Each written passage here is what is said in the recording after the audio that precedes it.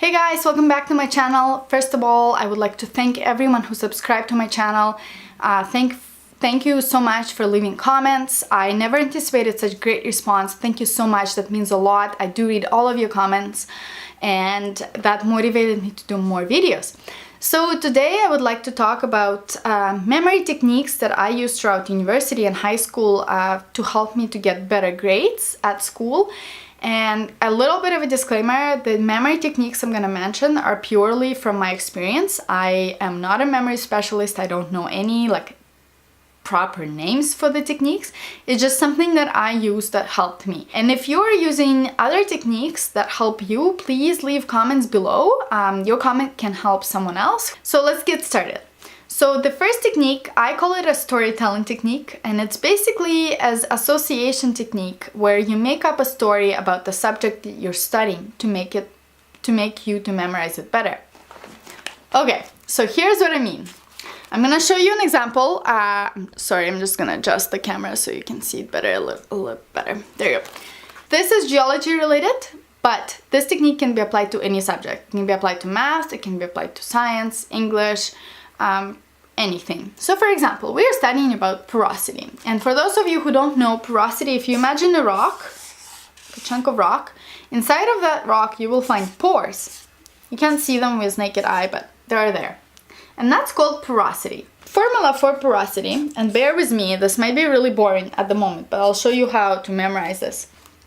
So porosity in percent equals volume of space over total rock volume times 100% because we want it in percent and not in decimal.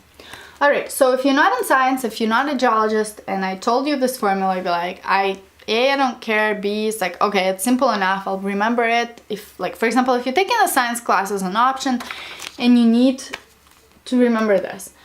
However, this happened to me more than once. You get to the exam, you get so nervous, or you're reading a question, you get so excited that you're like, yes, I know how to answer this.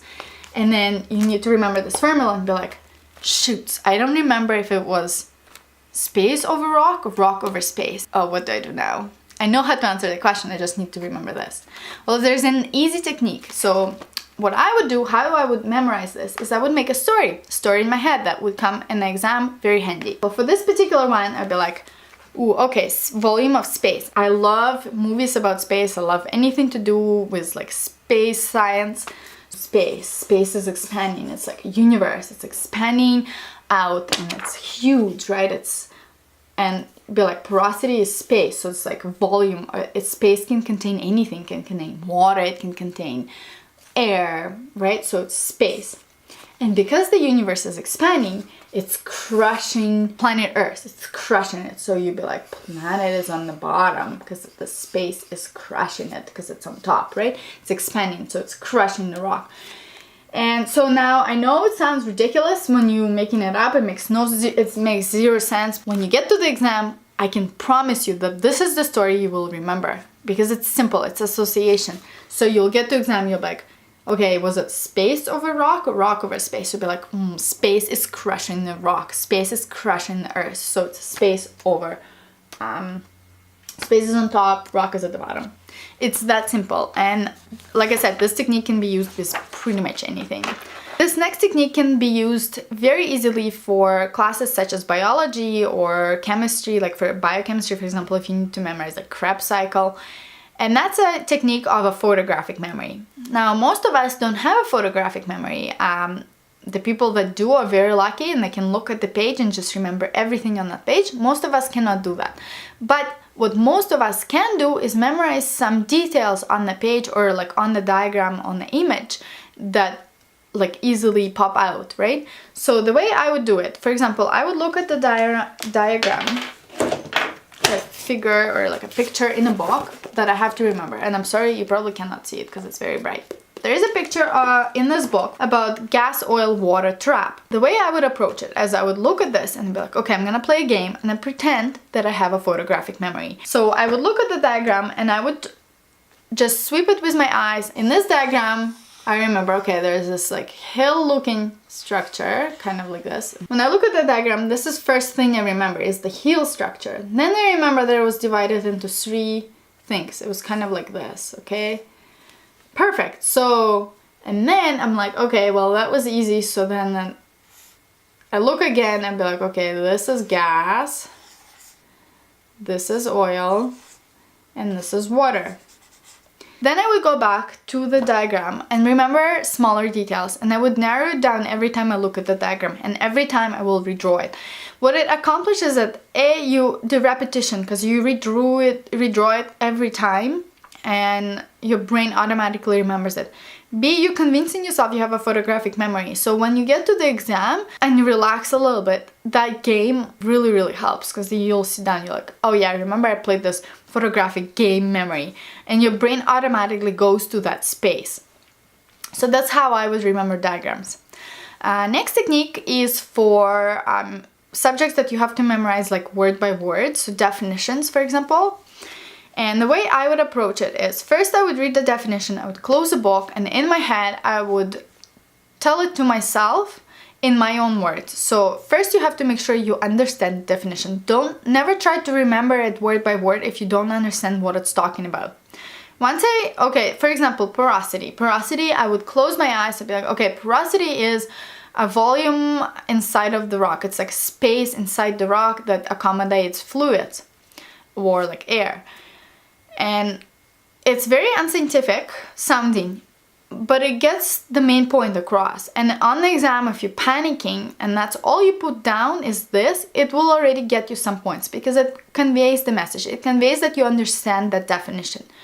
Second, if you need to remember it word by word, I would open the book back up, and then I would read in little chunks, and I would remember small chunks at a time until I can close the book and say the whole thing at one sitting without opening the book. This is where most people get it wrong, because they would read the definition and be like, okay, that's simple, I'll remember. They would like say half of it in their head and be like, oh, and then they'll stumble. They'll open the book, take a quick look and be like, okay, I know, and then move on. But you haven't remembered it. You tricked your brain into thinking that you remembered it, but once you get into the stressful situation, you won't remember it. So make sure you close and open this book, open and close the book, but then at the end, when you close the book, you can say the definition from start to finish without peeking into the book. The next two techniques that helped me through my career and in university a lot, not necessarily like study related, but one technique is to memorize names. So if you are planning to go into university or new school, or you're just starting your new career at a big firm, you're gonna meet a lot of new people. There's nothing more embarrassing than if you're walking down the hallway and this person, they know your name, and you in your head, full on panic mode, because you're like, oops, I know I saw you somewhere, I know I know you from somewhere, but I cannot put a name to your face, and they know your name, and that's the worst, because then you go oh, hey girl, and you try not to show them that you don't remember their name. Well, one thing I use a lot that helped me a lot, especially my first year at work, is to associate person with not a story, but with a subject or something in your head that makes it to remember. So for example, if I met a guy named Brian, and Brian has bright ginger hair. Orange is bright, orange is sun, and orange is and Brian, for example, has a bubbly personality. So those are the adjectives I would remember about Brian is, okay, bright as sun is orange, so bright as sun, bubbly. And next time I see Brian, is automatically your brain would connect this. So when you see Brian with bright orange hair, you'd be like, oh, bright as sun, bubbly, and it will trigger okay, that was Brian. And if it doesn't, at least you'll know the first letter of his name, and maybe during the conversation the full name will pop up in your head. So that's what I would do. It works very well for a lot of names. And it works now 90%. I can remember a person name if I meet them from first time. Unless I'm in big rush, then I don't pay attention enough. But yeah. And the last technique is more for presentations. So if I know a lot of you guys probably have to do presentations at school or at university or even at work. And for most people, presentations are very stressful because there's a lot of people looking at you, you have time constraints. What I saw during university career and what I see a lot of at work is a lot of people get so nervous that they start to sound very robotic because they've memorized every sentence of their presentation and it just sounds so mechanical. So what I do when I get ready for presentations is when I put my slides together, if it's a slide presentation, I would talk my presentation in my head a couple times so I make sure I'm on time. But for the actual presentation the next day, I'm not going to remember every sentence I'm going to say. What I remember is a point or a word for every slide. So I know what each slide is about. So I know I have a sequence in my head of what I'm going to talk about. If I'm talking about depositional environments, if I'm starting with a reverse, so I'd be like, okay, my first slide is about meandering rivers, my second slide is about braided river streams, my third slide is about alluvial fans, and my fourth slide is about aeolian systems. That's all I'm gonna remember. And my brain already knows enough from preparing before what I will be talking about.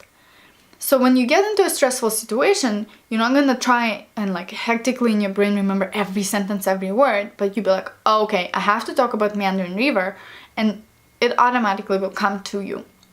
So that's it. That's my final tip for memory techniques. If you guys, like I said before, have more, please add comments, share your thoughts with me. Please follow me on Instagram and subscribe to my channel for more videos. And please make requests of what you would like to see in my videos, and I would try and make them for you. So thanks for listening to me, and I will see you in my next video. Bye!